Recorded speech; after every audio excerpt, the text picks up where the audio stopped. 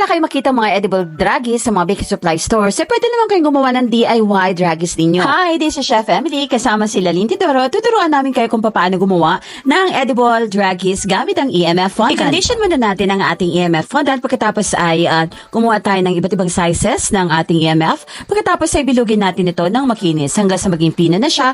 At pwede mong gawin siya ng mga 3cm, 1cm, 2cm. It's up to you kung gaano kalaki yung mga druggies na gusto mong gawin. Since iba't ibang sizes naman ang kailangan namin para sa aming cake project, doesn't matter na kung anong size yung gagawin namin dito ni Lalyn Tidoro. At kapag medyo madami na ang nagawa ninyo, pwede nyo nito i-transfer sa inyong lalagyanan. Huwag kang pipili ng lalagyanan na medyo malaki. Dapat yung tama lang yung size niya. Kasi pag masyado malaki yung lalagyanan nyo, mas maraming masasayang nyo ng mga edible dust. At sa ganito kadami na druggies na ginawa namin, approximately lang sa 100 grams itong nagawa namin ito, kakailanganin namin na at least 1/2 teaspoon ng aming Ardent Deco Relief. Ang imported product na ginagamit namin from Europe na edible. Yes po, edible din po ang ginagamit namin pagdating sa dust. Hindi ka ako gumagamit ng kasi gusto ko safe din na kain ito kahit ng mga bata.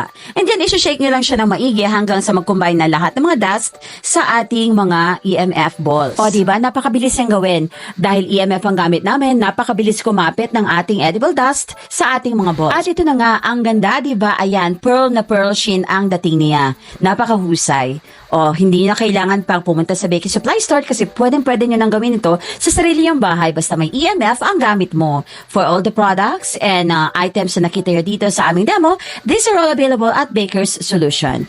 I hope nag-enjoy kayo sa simpleng demo namin na to. Sige, until next time. Bye!